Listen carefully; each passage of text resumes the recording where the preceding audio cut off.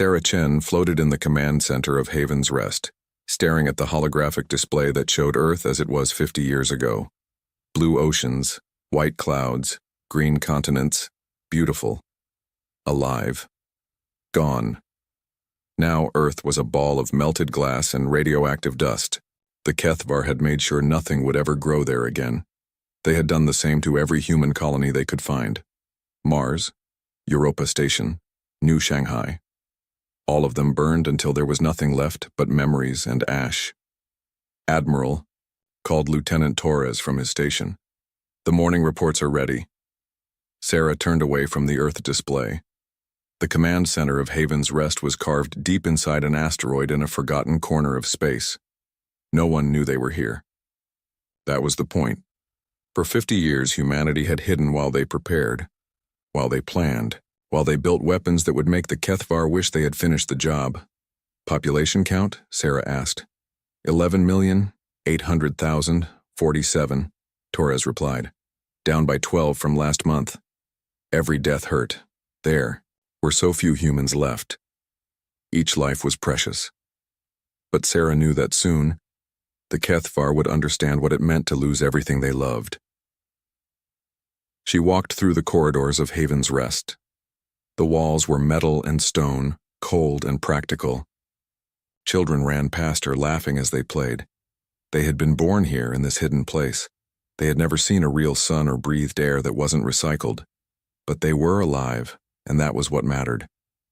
In the engineering sections, the best minds humanity had left worked on projects that would have seemed impossible before the genocide. Dr. Kim was perfecting quantum stealth drives that could make ships invisible to any scanner. Professor Zhang was building weapons that could tear holes in space itself. Commander Rodriguez was training pilots to use technology that bent the rules of physics. "Ma'am," said a young engineer as Sarah passed, "the new prototype is ready for testing." Sarah nodded. She had seen the plans. A ship that could appear anywhere in the galaxy without warning. Silent. Deadly. Perfect for what they needed to do. In the memorial hall, the walls were covered with names, billions of them. Every human who had died in the genocide. Men, women, children, babies. All murdered by the Kethvar because they thought humans were too dangerous to live alongside other species. They had been right about one thing. Humans were dangerous, but they had made one terrible mistake. They hadn't killed them all. Sarah stopped at one section of the wall. Her family's names were there. Her parents, her brother, her daughter who had been only 6 years old. She touched the wall where her daughter's name was carved. "I'm sorry it took so long," she whispered. "But we're almost ready." Captain Webb found her there an hour later. He was one of her best officers, a man who had lost everything just like everyone else. He had spent 50 years learning how to kill Kethvar in the most efficient ways possible. "The council meeting is about to start," he said softly. The War Council met in a room deep in the heart of Haven's Rest. 12 people who led what remained of humanity. They had different backgrounds, different ideas about many things. But they all agreed on one thing. The Kethvar had to pay. "Intelligence reports confirm that Kethvar military strength is at an all-time high," said General Park. "They control 47 systems now. Their fleets patrol the major trade routes. They think they're safe." "Good," said Admiral Chen. "Let them feel safe. It will make this more satisfying." Dr. Vasquez, the chief scientist, activated a holographic display. It showed detailed biological data about the Kethvar species, every weakness, every vulnerability. 50 years of study had taught them exactly how to hurt their enemies. "The bioweapons are ready," she said. "We can target specific genetic markers. Only Kethvar will die. Other species will be completely unaffected." "How long?" asked Sarah. "Once we deploy them, the entire Kethvar population will be gone within 6 months. But Admiral, once we do this, there's no going back. We'll be committing genocide just like they did to us." Sarah looked around the room. She saw the faces of people who had lost everything. Parents who had watched their children burn. Children who had seen their parents murdered. Brothers and sisters who were now alone in the universe. They started this war when they decided we didn't deserve to exist, Sarah said. We're going to finish it the same way. The only difference is we're going to be more thorough than they were. The room was quiet. Everyone knew what this meant. They were about to become the very thing they hated. But the alternative was to let the Kethvar live while billions of humans remained dead. There's something else, said Captain Webb. Our spy networks have been monitoring Galactic Council communications. They're planning to expand Kethvar territory, give them more systems, more resources. The galaxy is rewarding them for what they did to us. Sarah felt something cold settle in her chest. Not only had the galaxy allowed the genocide to happen, they were helping the murderers get stronger. Then we'll remind the galaxy why they should have stopped this 50 years ago, she said. That night, Sarah stood in her private quarters looking out at the stars. Somewhere out there, Kethvar families were sleeping peacefully. Children were playing. Parents were planning for the future. They had no idea that death was coming for them. She thought about her own daughter. What would she think of what her mother had become? Would she understand that some things were worth becoming a monster for? A message came through on her personal communicator. It was from Torres in the command center. Admiral, we're receiving a transmission from one of our deep space scouts.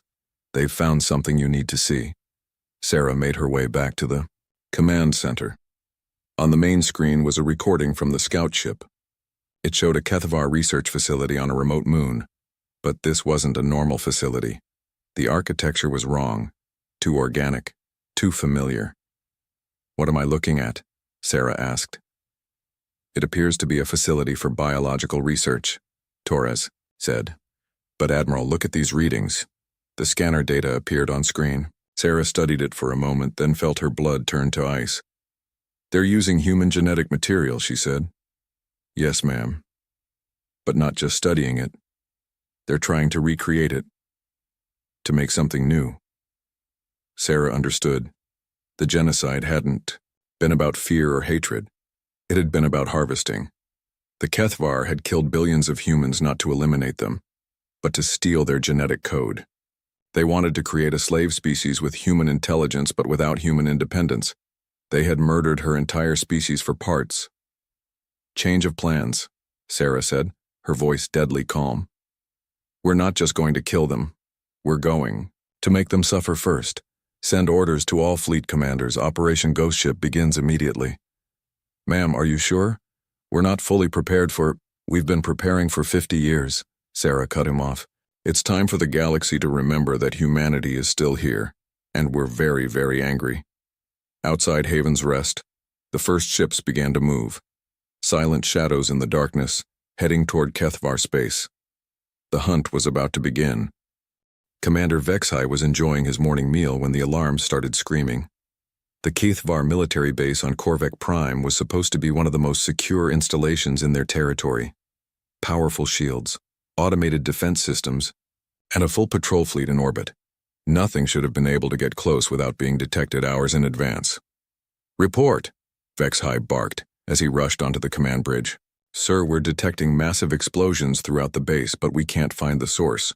Our sensors show nothing. Vexhai looked at the tactical display. 3 ammunition depots had already been destroyed. The main reactor was showing critical damage warnings. Ships in the orbital dock were exploding one by one, yet their scanners showed empty space. Impossible. Nothing can hide from our sensors. Sir, incoming transmission. Source unknown. Put it through. The main screen flickered, then showed the bridge of a ship unlike anything Vexhai had ever seen. The walls were dark metal, lit by blue lights. At the center stood a human woman in a black uniform. Her eyes were cold as winter stars. My name is Captain Elena Reyes, she said. 50 years ago, you murdered my family on New Beijing. Today, I'm returning the favor. The transmission cut off. A second later, the command center exploded around Vexhai. 3 systems away, Captain Marcus Webb watched from the bridge of his ship as another Kethvar installation died in silence. The ghost ship program was working perfectly. Human vessels could appear anywhere without warning, strike with devastating force, then vanish before the enemy could respond. Excellent work, he told his crew. Set course for the next target. His ship, the Vengeance, was a masterpiece of human engineering. The quantum stealth drive made it completely invisible to any known sensor technology. The reality fracture weapons could destroy targets by making them simply stop existing. Most importantly, the ship's AI could learn and adapt in real time, becoming more deadly with each battle. "Sir," called Lieutenant Park from the sensor station, "I'm picking up Kethvar patrol ships heading our way. Looks like they're trying to surround us." Webb smiled. "Let them come. Ghost protocol activated. All hands, prepare for silent running." The Vengeance disappeared from all sensors, becoming one with the darkness of space. The Kethvar ships passed right through where it had been, their scanners finding nothing but empty void. "Fire when ready," Webb ordered. The first Kethvar ship simply ceased to exist. One moment it was there. The next moment there was nothing but scattered atoms. The second ship managed to send a distress signal before it too was erased from reality. The third ship tried to run, but the Vengeance could move faster than anything the Kethvar had built. Within minutes, the entire patrol was gone. No wreckage, no survivors, just empty space where 12 ships had been. On Haven's Rest, Admiral Chen monitored the reports coming in from across Kethvar territory. Ghost ships were striking everywhere at once. Military bases, research facilities, supply depots, communication relays. Each strike was surgical, precise, and completely devastating. "Ma'am," said Torres, "we're intercepting Kethvar military communications. They're in complete panic. They're calling these attacks acts of terrorism." "Terrorism?" Sarah laughed bitterly. "They kill 11 billion humans and call it military strategy. We kill a few thousand of them and suddenly we're terrorists." Interesting perspective. The holographic display showed the progress of Operation Ghost Ship. Red dots appeared across Kethvar space as each target was eliminated. The enemy was learning that nowhere was safe. No defense was strong enough, no hiding place was secret enough. "Admiral," called Dr. Vasquez from her station, "I'm getting reports from our infiltration teams, the biological research facilities. We found. There are more of them. Dozens more." Sarah felt her anger grow cold and sharp. "What have you found?" "They're not just trying to recreate human genetics. They're trying to improve them. Make humans that are stronger, faster, smarter, but completely loyal to Kethvar commands. They're building a slave army." The command center went silent. Everyone understood what this meant. The genocide hadn't been about eliminating a threat. It had been about stealing humanity's greatest strength and turning it into a weapon for their enemies. "How close are they to success?" Sarah asked. "Based on the data we've recovered, they have working prototypes. Human Kethvar hybrids with enhanced physical capabilities but no free will. They're planning to mass-produce them within the year." Sarah stood up slowly. When she spoke, her voice was deadly quiet. "Send new orders to all Ghost Ship commanders. Priority targets are now all biological research facilities. Kill everyone. Inside. Destroy everything. Leave nothing that can be salvaged." 3 days later, Captain Webb's team infiltrated the main research station orbiting Vexcon. The facility was massive, protected by the best security the Kethvar could provide. It didn't matter. Human technology was 50 years ahead of anything their enemies could imagine. Webb and his commandos moved through the station like shadows. Their stealth suits made them invisible to cameras and sensors. Their weapons killed silently, leaving no trace. Within an hour, they had secured the Central Research Laboratory. What they found there made Webb sick. Tanks filled with growing tissue. Human tissue. But changed, modified, improved according to Kethvar ideas of perfection. In one tank, something that had once been human floated in artificial fluid. It had human intelligence in its eyes, but those eyes were filled with mindless obedience. "My God," whispered Sergeant Kim. "What have they done?" Webb activated his communicator. "Admiral, we've found them. The prototypes. They're people, ma'am. Real people. But they've been turned into something else." Sarah's voice came through the comm, tight with controlled rage. "Can they be saved?" Webb looked at the tanks again. The things inside were breathing, thinking, aware. But they weren't human anymore. They were tools, weapons, slaves. No, ma'am, I don't think they can be. Then put them out of their misery, and make sure this never happens again. Webb and his team spent the next hour destroying everything they could find. Research data, prototype organisms, genetic samples, equipment. When they were finished, they set charges throughout the facility. As they prepared to leave, one of the prototype creatures in the tanks opened its eyes and looked directly at Webb. For a moment, he saw something human there, something that understood what was happening, something that was grateful. The explosion could be seen from 3 star systems away. Back in Kethvar space, panic was spreading. Military commanders were pulling their fleets back to defend core worlds. Trade routes were being abandoned. Colonies were being evacuated. The ghost ships were everywhere, striking without warning, killing without mercy. Fleet Admiral Thexmar stood in the command center of the Kethvar flagship, studying reports of the attacks. His military analyst had been trying to find patterns, weaknesses, anything that could help them fight back. "What do we know?" he asked his intelligence chief. "The ships appear to use some form of advanced stealth technology. They can remain completely hidden until they attack. Their weapons are unlike anything in our database. And, sir, they're definitely human." "Impossible. We eliminated the humans 50 years ago. Apparently not all of them.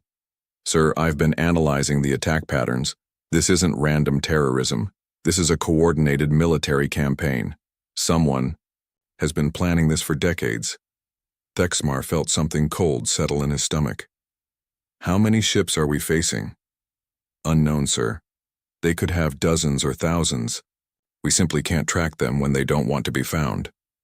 That night, Thexmar couldn't sleep. He kept thinking about the human woman who had appeared on screens across Kethvar space, Captain Elena Reyes. She had looked at him with eyes that promised death. He had been there 50 years ago when the decision was made to eliminate humanity. He had voted for it. They all had. Humans were too dangerous, too unpredictable, too creative. They would have upset the balance of galactic power. Now he was learning that they had been right about humans being dangerous. They had just been wrong about being able to kill them all. The communicator on his desk chimed. A message was coming through on all channels simultaneously. Emergency priority. The screen showed the same human woman from before, Captain Reyes, but this time she wasn't alone. Behind her stood dozens of other humans, all wearing the same black uniforms, all with the same cold promise of death in their eyes. "People of the Kethvar Confederation," she said. "You thought you had eliminated humanity 50 years ago. You were wrong. We have been waiting. We have been preparing. We have been growing stronger while you celebrated our deaths." The image changed to show recordings from the recent attacks. Kethvar ships exploding. Military bases burning. Research facilities destroyed. "This is just the beginning," Reyes continued. "You took everything from us. Our homes, our families, our future. Now we're going to take everything from you. Your ships, your stations, your worlds, your lives." The transmission ended with a simple message that appeared in every Kethvar language. "We are humanity. We are vengeance. We are coming." Ambassador Zeftai of the Velkari Union had seen many conflicts during her long career, but nothing like this. The reports coming from Kethvar space were horrifying. Entire fleets vanishing without a trace. Military installations being destroyed by invisible attackers. Panic spreading through one of the galaxy's most powerful civilizations. "Surely this is just another territorial dispute," she told her aide as they traveled toward the emergency session of the Galactic Council. "Perhaps a neighbor trying to expand their borders." Her aide, a young diplomat named Korovan, shook his head. "Ma'am, the intelligence report suggests something far worse. The attackers appear to be human." Zeftai laughed. "Impossible. The humans were eliminated decades ago. The Kethvar made sure of that."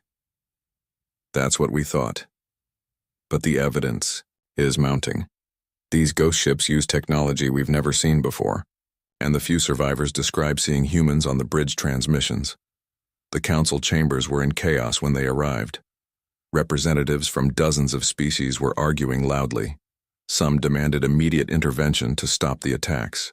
Others insisted this was an internal Kethvar matter. A few suggested that perhaps the Kethvar deserved what was happening to them. Chancellor Mordek called for order. "We are here to address the crisis in Kethvar space. Fleet Admiral Thexmar will present his report." The Kethvar military leader looked haggard. His once proud bearing was gone, replaced by the desperate posture of someone who had seen his world crumble around him. "Honored Council," he began, "we face an enemy unlike any we have encountered. They strike without warning from ships that cannot be detected. Their weapons can destroy our most powerful vessels with a single shot. In 3 weeks, they have crippled our military capacity by 60%. "What do they want?" asked Representative Havtek from the Grian Republic. "They want us dead. All of us. This isn't about territory or resources. They have stated clearly that their goal is the complete extinction of the Kethvar species." Murmurs of concern rippled through the chamber. Genocide was rare in the galaxy. Most conflicts were about trade routes or mining rights. The complete destruction of an entire species hadn't happened in over 1,000 years. "And you're certain these attackers are human?" Zeftai asked. "Yes. They have identified themselves in multiple transmissions. They claim to be survivors of our military action 50 years ago." Military action. Zeftai noted how he avoided saying genocide. The Kethvar had never officially admitted to deliberately exterminating humanity. The official record stated that human colonies had been destroyed during a preemptive military operation to prevent future conflicts. "If these are indeed human survivors," said Chancellor Mordek, "then we must attempt diplomatic contact. The Council has protocols for resolving such conflicts." That was when the lights went out. Emergency power flickered on a moment later, bathing the chamber in red light. Alarms were screaming throughout the station. Security forces were shouting orders, and on every screen in the chamber, the same image appeared. A human woman in a black uniform stood on what appeared to be a ship's bridge. Behind her, stars wheeled slowly past viewports. She looked directly at the camera with eyes that seemed to see into each person's soul. "Members of the Galactic Council," she said in perfect galactic standard. "My name is Admiral Sarah Chen, commander of the Human Remnant Fleet. You are meeting to discuss what you call the Kethvar crisis. Allow me to clarify the situation." The image changed to show a holographic display of the galaxy. Human ships appeared as red dots throughout. Kethvar space, there were hundreds of them. 50 years ago, the Kethvar Confederation committed genocide against humanity. 11 billion people died. Men, women, children, infants, all murdered because you decided we were too dangerous to live. The display changed again, showing recordings of the attacks. Planets burning, cities melting, refugee ships being destroyed as they tried to escape. "You watched this happen," Admiral Chen continued, her gaze seeming to focus on each council member individually. "You knew what was being done. Some of you even voted to allow it. All of you chose to do nothing." Zeftai felt a chill run through her body. She remembered the vote 50 years ago. The Kethvar had presented evidence that humanity was planning to dominate the galaxy. Most council members had agreed that preemptive action was necessary. Now you meet to discuss how to stop us from taking our revenge. You want to negotiate. You want to find a peaceful solution. You want us to be reasonable. The Admiral's expression hardened. "We tried being reasonable 50 years ago. We tried diplomacy. We tried following your laws and your protocols, and you let them murder us anyway." The display showed more recent images now. Kethvar ships exploding, military bases burning, research facilities being destroyed. "We have spent 50 years preparing for this moment, learning, growing stronger, building weapons you cannot imagine. We are no longer the weak species you thought you eliminated." Suddenly the view changed. Instead of the Admiral's ship, they were looking at the Council station itself. But from outside, from space. A massive human ship hung in the void near the station. It was like nothing any of them had ever seen. Sleek, predatory, beautiful in its deadliness. And it was close enough to destroy the entire station with a single shot. To demonstrate our capabilities, Admiral Chen said, "Observe." The ship fired a single beam at the nearby moon of Corlex. The beam lasted only a moment. When it ended, the moon was gone. Not destroyed, not broken apart. Simply gone, as if it had never existed at all. The council chamber was silent except for the sound of terrified breathing. "We did not come here to negotiate," the admiral continued.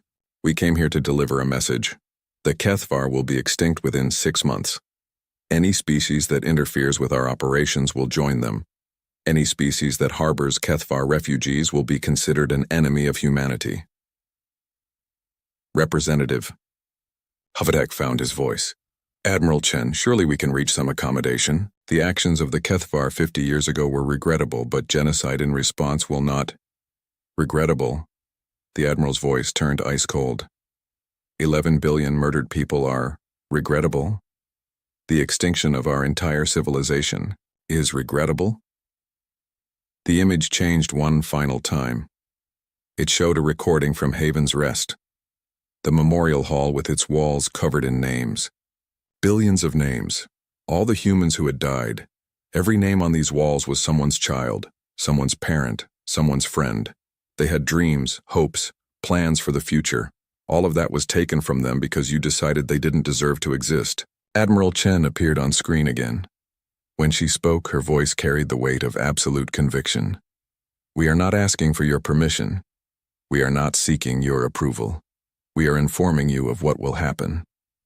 The Kethvar committed genocide against humanity. Now humanity will commit genocide against the Kethvar. The only difference is that we will be more thorough." The transmission ended. Normal lighting returned to the chamber, but the mood had changed forever. Chancellor Mordek was the first to speak. "We must evacuate all non-essential personnel from Council space immediately, and send emergency messages to all member species. Humanity has declared war on the galaxy." "Not on the galaxy," Zeftai said quietly. "On anyone who gets between them and their revenge." Fleet Admiral Thexmar laughed bitterly. "You still don't understand. This isn't about revenge anymore. Look at what they just did. They made a moon disappear. They infiltrated the most secure facility in the galaxy. They've been watching us, learning about us, preparing to fight us for 50 years. He stood up, his shoulders sagging with defeat. "They're not trying to get revenge for what we did to them. They're trying to make sure it never happens to anyone else. They're establishing themselves as the galaxy's apex predator, and they're using us as the example." That night, emergency meetings were held across the galaxy. Species leaders huddled in secure bunkers, trying to decide how to respond to humanity's ultimatum. Some suggested forming a grand alliance to fight the human threat. Others proposed surrendering immediately and hoping for mercy. But deep in her private quarters, Ambassador Zeftai was reading classified files from 50 years ago, reports about human capabilities, assessments of their technological potential, warnings about what might happen if they were ever pushed to extremes. One report, written by a Kethvar intelligence analyst, stood out.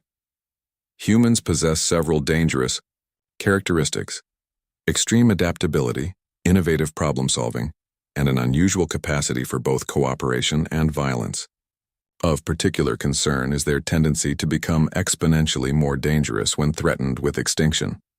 Recommendation: if military action against humanity becomes necessary, ensure complete elimination of the species. Any survivors will pose an existential threat to galactic stability. Zeftai closed the file and stared out at the stars. Somewhere out there, human ships were hunting Kethvar vessels with perfect efficiency. In a few months, an entire species would be extinct, and the galaxy would learn that there were some mistakes that could never be undone. The humans had tried being civilized. They had tried following the rules. They had tried being reasonable. Now they were going to try being terrifying instead. General Vexkoth had not slept properly in weeks. Once he had been the supreme military commander of the Kethvar Confederation. He had led the fleets that destroyed humanity 50 years ago.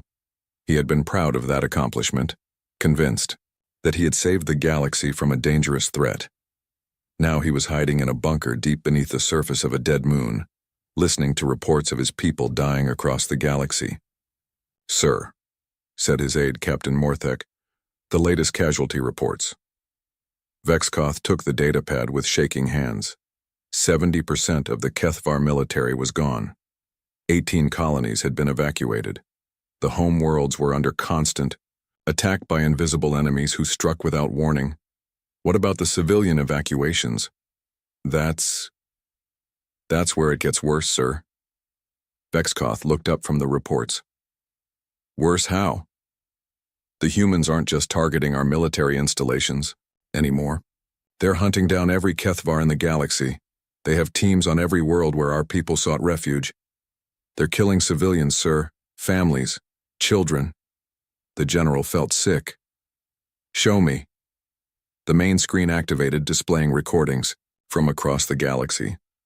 On Velkari Prime, Kethvar refugees in a camp woke up to find their guards dead and unknown figures moving through the darkness. By morning, every Kethvar in the camp was gone. No bodies were found. No witnesses survived. On Heptarch Station, a group of Kethvar business people were meeting in a secure conference room. Security footage showed them discussing trade agreements. One moment, then the lights went out. When emergency power restored illumination, the room was empty except for strange burn marks on the walls. On a passenger transport heading for the Galactic Rim, 3 Kethvar families were traveling under assumed identities. The ship arrived at its destination on schedule, but when it docked, only the non-Kethvar passengers were still aboard. The crew had no memory of any Kethvar passengers ever being on the ship. How are they doing this? Vexkoth asked. We don't know, sir. They seem to have infiltrated every major population center in the galaxy. They know where every Kethvar is hiding. They can reach anyone, anywhere. Vexkoth studied the reports more carefully. The pattern was becoming clear. The humans weren't just killing Kethvar randomly. They were being surgical about it, precise. They eliminated their targets without harming anyone else, often without anyone even noticing until it was too late. Sir, said another aide, there's something else. We've been monitoring human communications. They're calling this the final hunt. It's not just about killing us. They want us to understand what it feels like to be helpless, to know that death is coming and there's nothing we can do to stop it. That was when Vexkoth realized the terrible truth. The humans weren't just committing genocide. They were doing it slowly, methodically, making sure every Kethvar alive understood exactly what was happening and why. How long? He asked. The current rate, sir. The entire Kethvar population will be extinct within 3 months. Vexkoth walked to the small window that looked out over the lunar surface. Somewhere among those stars, human ships were hunting his people. Ships commanded by survivors of the genocide he had ordered 50 years ago. Sir? Called Captain Morthek. What are your orders? Orders. As if there was anything left to order. As if there was any strategy that could save them from what was coming. Gather every military asset we have left, Vexkoth said finally. We're going to make one final stand. 3 days later, Admiral Sarah Chen stood on the bridge of her flagship, watching as the last Kethvar fleet assembled in the Korvek system. They had gathered everything they had left. Dreadnoughts, carriers, destroyers, fighters, nearly 1,000 ships arranged in perfect battle formation. It was impressive. 50 years ago, such a fleet would have been unstoppable. Today, it was about to become a memorial. Admiral, said Captain Webb from his position at the tactical station, all ghost ships are in position. We have them completely surrounded. Sarah nodded. The Kethvar couldn't see the human ships. To their sensors, space appeared empty. They were surrounded by death and didn't even know it. Open a channel to the Kethvar flagship. The main screen showed the bridge of a massive Kethvar dreadnought. At its center stood an elderly Kethvar in a worn military uniform. Sarah recognized him from the files. General Vexkoth, the architect of humanity's destruction. General, Sarah said, her voice perfectly calm. I know who you are. Vexkoth straightened his shoulders, trying to project strength he no longer felt. Admiral Chen, I wondered when we would finally meet. You were there 50 years ago. You gave the orders that murdered my species. Yes, I did.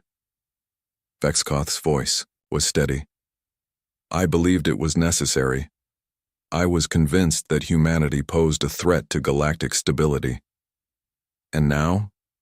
Vexkoth looked around his bridge at the faces of his crew. Young Kethvar, who had never known a world without the threat of human vengeance hanging over them. Now I understand that we created the very threat we were trying to prevent. Sarah studied the old general's face. She saw no defiance there, no anger, just tired acceptance of what was about to happen. Your people are extinct, General. This fleet represents the last military force you have. In about 10 minutes it will be gone. After that, our hunter teams will spend the next few weeks eliminating the few thousand Kethvar still hiding throughout the galaxy. I know. Do you have anything to say? Any final words for your species? Vexkoth was quiet for a long moment. When he spoke, his voice carried the weight of absolute defeat. I want you to know that I understand why you're doing this. 50 years ago, we made a choice. We decided that your people were too dangerous to exist alongside us. We were wrong, but not in the way I thought we were. He paused, looking directly at Sarah through the screen. We weren't wrong about humans being dangerous. We were wrong in thinking we could eliminate that danger by killing you. All we did was teach you to. Perfect it. Sarah felt something shift inside her. This wasn't what she had expected. She had thought he would rage, or plead, or try to bargain for his people's lives. You're not going to ask for mercy? Would you grant it if I did? No. Then why would I ask? You're going to kill us all because we killed you all. It's symmetry, justice, the universe balancing itself. Vexkoth straightened his uniform one final time. But Admiral, I want you to remember something. When this is over, you'll be the most feared species in the galaxy. Every other civilization will look at you and see what you did to us. They'll know that if they ever cross humanity, you'll hunt them down and destroy them completely. Sarah said nothing. That fear will keep the peace for a while, Vexkoth continued. But eventually someone will decide that you're too dangerous to exist. They'll form alliances. They'll develop new weapons. They'll try to do to you what you're doing to us. The old general smiled sadly. And when that happens, you'll understand exactly how we felt 50 years ago. You'll be faced with the same choice we were. Fight or be destroyed. And if you choose to fight... He let the implication hang in the air. Sarah felt a chill run through her. She had never considered what would happen after the Kethvar were gone. What would humanity do then? How would the galaxy react to having such a powerful, ruthless species among them? The cycle will continue, Vexkoth said. Someone will always be too dangerous to live. Someone will always have to be eliminated for the greater good. We started this cycle 50 years ago. You're going to complete it today. But it won't end with us. The transmission fell silent. On the tactical display, Sarah could see the Kethvar fleet maintaining formation. They weren't trying to run. They weren't launching a desperate attack. They were simply waiting to die. Admiral? Captain Webb asked quietly. Your orders? Sarah looked at the display for a long moment. 1,000 ships. Tens of thousands of lives. The last remnant of the species that had destroyed her world.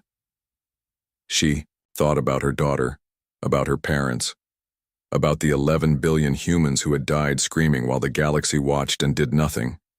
All ships, she said, her voice carrying across the human fleet. Open fire. The Kethvar fleet died in silence. One moment they were there, proud and defiant even in defeat. The next moment they were scattered atoms drifting through empty space. General Vexkoth's last words echoed in Sarah's mind as she watched the debris field expand. The cycle will continue. But that was a problem for tomorrow. Today, humanity had its revenge, and the galaxy would never forget the price of threatening human survival. The Galactic Council chambers had never been so quiet. Representatives from 47 species sat in perfect silence, waiting for the human delegation to arrive. It had been 6 months since the last Kethvar died, hunted down on a remote asteroid, mining station by human operatives who had tracked him across half the galaxy. The Kethvar Confederation no longer existed. An entire species had been wiped from the universe as thoroughly as if they had never been born. And now humanity was coming to discuss the future. Ambassador Zeftai watched the main entrance with growing anxiety. After 6 months of silence, Admiral Chen had finally agreed to meet with the Council. But her message had been clear: this was not a negotiation. This was humanity informing the galaxy of the new rules. The doors opened, and Admiral Sarah Chen entered the chamber. She looked exactly the same as she had in her transmissions. Black uniform, cold eyes, the bearing of someone who had seen the worst the universe could offer and decided to become worse than it. Behind her walked 12 other humans, all wearing the same uniform, all carrying themselves like predators who had just finished a successful hunt. The Admiral walked to the center of the chamber and stopped. She did not bow. She did not offer greetings. She simply stood there, letting the silence stretch until every being in the room understood exactly who was in control. 6 months ago, she began, her voice carrying clearly through the chamber. The last Kethvar died. The species that committed genocide against humanity has been completely eliminated. Our revenge is complete. She paused, letting that sink in. You asked for this meeting because you want to know what happens next. You want to understand humanity's intentions. You want to know if you're safe. Admiral Chen's gaze moved slowly around the room, making eye contact with each representative. The answer to that question depends entirely on you. Chancellor Mordek cleared his throat nervously. Admiral Chen, the Council wishes to express our regret over the events of 50 years ago. Perhaps now we can work together to establish peaceful relationships between humanity and the galactic community. Sarah smiled. It was not a pleasant expression. Peaceful relationships. Like the peaceful relationship you had with humanity before. The genocide? The one where you watched us die and did nothing? The Chancellor shifted uncomfortably. Those were different times. Different circumstances. Yes, they were. In those times, humanity was weak. We followed your laws. We trusted your promises. We believed that civilization and diplomacy could protect us. Sarah walked closer to the Chancellor's seat. We were wrong. The only thing that protects any species in this galaxy is the ability to destroy anyone who threatens them. The Kethvar learned that lesson. Now you're going to learn it too. Representative Hovtek from the Grian Republic stood up. Admiral, surely you don't intend to threaten the entire galaxy. We had nothing to do with what happened to your people. Nothing to do with it? Sarah's voice turned ice cold. You voted to allow it. When the Kethvar presented their evidence that humanity was too dangerous, you agreed. When they asked for permission to take preemptive action, you granted it. When they started killing our colonies, you looked the other way. Dyke? Truth of those words hit the chamber like a physical blow. Every representative remembered the votes from 50 years ago, the careful diplomatic language that had authorized genocide. But more importantly, Sarah continued, you would do it again. If another species rose up that seemed too powerful, too dangerous, too different from your comfortable status quo, you would make the same choice. You would eliminate the threat to preserve your vision of galactic stability. She walked back to the center of the chamber. That will never happen again. The main display activated, showing a holographic map of the galaxy. Human ships appeared as red dots throughout known space. There were thousands of them. Humanity now maintains the largest military force in galactic history. Our ships are more advanced than anything you can build. Our weapons can destroy stars. Our intelligence networks have infiltrated every major civilization. We know your weaknesses, your fears, your plans. The display changed, showing detailed intelligence reports on every species represented in the chamber. military capabilities, government structures, economic vulnerabilities. The humans had been watching everyone. This is the new reality, Sarah said.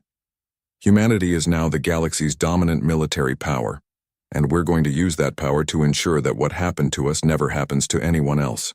Representative Kelsna from the Thranx Empire raised a tentative hand. What exactly are you proposing, Admiral? The Terran Doctrine, a simple set of rules that will govern galactic civilization from now on. The display changed again, showing a document written in dozens of languages. Rule 1. No species may commit genocide against another species for any reason. Period. No exceptions. No justifications. Rule 2. Any species that attempts genocide will be completely eliminated by human military forces. Rule 3.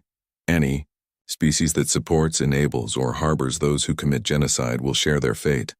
The chamber erupted in shocked murmurs. Several representatives stood up to object, but Admiral Chen raised her hand and the room fell silent immediately.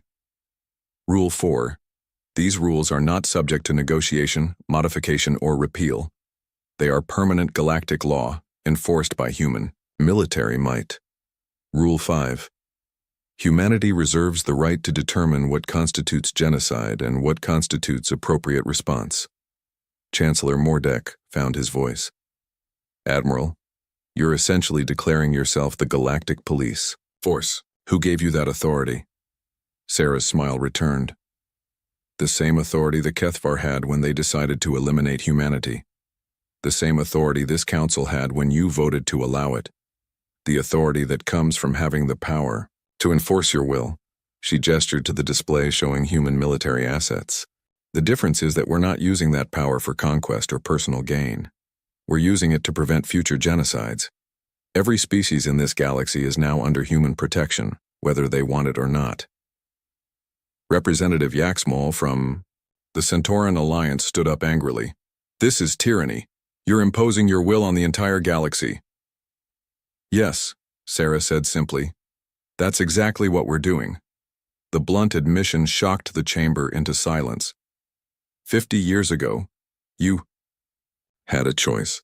You could have stopped the Kethvar from committing genocide. You could have protected humanity. You could have upheld the principles of civilization you claim to represent. Sarah's voice grew harder. You chose to let us die instead. Now you don't get to make that choice anymore. We're making it for you. The display changed one final time, showing images from the memorial hall on Haven's Rest. Billions of names covering the walls. All the humans who had died. Every being in this galaxy is now safer than they were 6 months ago. Not because you've become more civilized. Not because you've learned to be better.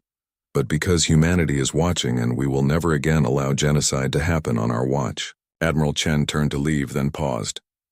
Oh, and one more thing. We're establishing permanent human monitoring stations in every major system. Human observers will be assigned to every government, every military force, every organization capable of large-scale violence. This is an occupation, shouted Representative Hovtek. No, Sarah said calmly. This is insurance. Insurance against your worst instincts. Insurance against another genocide. Insurance that the galaxy will never again decide that an entire species is too dangerous to live. She walked toward the exit, her delegation following behind her. The Terran Doctrine goes into effect immediately. Human forces are already deploying to enforce it. Any resistance will be met with overwhelming force. At the entrance to the chamber, Admiral Chen stopped and turned back one final time. You wanted to know if you're safe. Here's your answer. You're safe from genocide. You're safe from the kind of systematic murder that destroyed humanity 50 years ago. You're safe from each other. Her eyes hardened. But you're not safe from us. You will never be safe from us. Because the moment you think you can go back to your old ways, the moment you decide that some species is too different or too dangerous to exist will be there. She paused at the threshold. We are humanity. We are the consequence of your choices. We are the price of your indifference. And we will be watching you for the rest of time. The doors closed behind her, leaving the council chamber in stunned silence. Later that day, news of the Terran Doctrine spread across the galaxy. On thousands of worlds, billions of beings learned that their universe had changed forever. Some were grateful for the protection. Others were terrified of their new guardians. On New Terra, humanity's first new colony world, Admiral Sarah Chen stood in the memorial garden, where an eternal flame burned for the 11 billion dead. The names were still there, carved in stone that would last forever. Captain Webb approached her quietly. "Admiral, the deployment is complete. Human forces are in position throughout the galaxy. The Terran doctrine is now in effect." Sarah nodded, still looking at the memorial. "Do you think we've become the very thing we fought against?" Webb asked. Sarah considered the question for a long moment. "The Kethvar destroyed us because they thought we were too dangerous to exist alongside them. Now we control the galaxy because we're too